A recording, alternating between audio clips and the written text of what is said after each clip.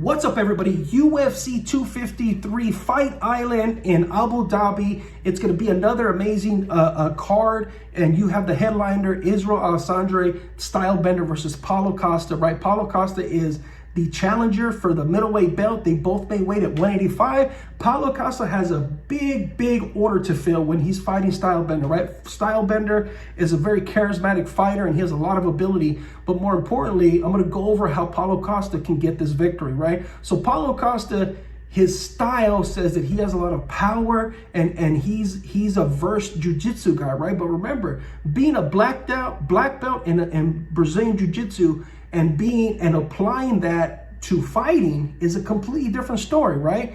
He's got to try to get the fight to the ground and utilize his bulk, right? Because Stylebender is not going to let him get close. Stylebender is going to keep at bay. But if Paulo Costa can take a couple of hits and get the fight to the ground, he can wear out a thinner, wiry Stylebender, right? He can stay on top of him. He can, and if he does that, he can control the pacing of the fight.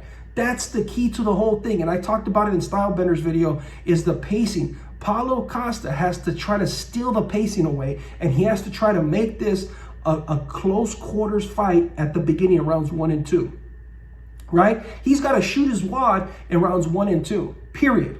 Because if he doesn't win those 2 rounds, right, then he's going to be playing from a deficit. He's going to be in round 3 being down 2 rounds to none. And if he starts off timid, which I don't think he will, he's going to start off wild, man.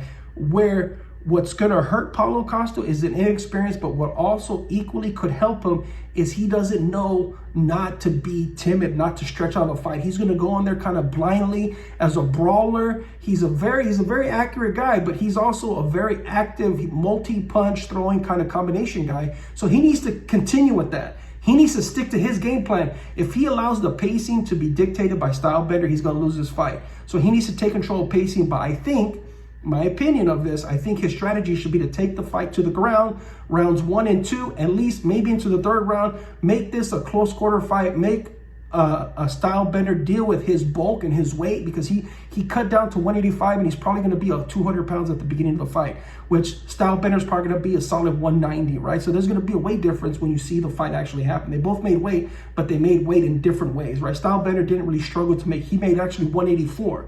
So Paulo Costa could do that, right? So let's say, for example, the fight goes into the 5th round. The 5th round, okay, this is going to be an important concept of the whole thing. If this fight goes into the 5th round, right, what does Paulo Costa do? Does he keep it on the ground and does he let that fight kind of slow down, right? Or does he keep it on his feet and see if he can get lucky and get a lucky jab or lucky punch? Because his jabs can really stun you, and he's a powerful guy.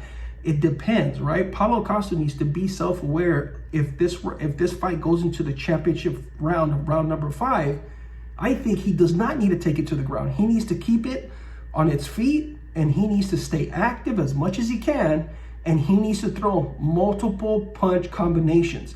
That's all he needs to do. I don't think Stylebender is going to have enough energy if it goes into the 5th round to really defend that effectively. Now, he's fighting a Stylebender. He's fighting his opponent. It's very game and very creative. So Paulo Costa needs to get a little more creative. He needs to do something different that Stylebender did not prepare for, right? He needs to have a trick in his bag that nobody is expecting. If he doesn't show you anything new in this fight in the first couple rounds, he's not going to win. And everybody says, but Ruben, that's what got him to the championship fight. Yes and no. Yes, that got him to the championship fight, so you go with what you know, but you also have to be creative, because at this level of fighters ranked 1 through 5, they all have the ability to strategize and neutralize what your strengths are. So you got to be able to recognize your weakness. Now, Paulo Costa, if he can recognize his weaknesses and hide those as much as you can, and be creative and throw one new trick out there, he's going to be victorious. Even if it goes to decision, it's going to be in his benefit, because now Stylebender is going to have to deal with something that he hasn't seen before. And when you're unfamiliar, and Stylebender talks about being familiar, if you're unfamiliar with what's happening to you, it will take a little bit to adjust. And that moment in time in adjusting, Paulo Costa can steal a round or 2 and possibly win the fight. You only need 3 rounds to win the fight. if it goes to decision. And if it can go to decision, then Paulo Costa could be the new champion. Tell me what you guys think.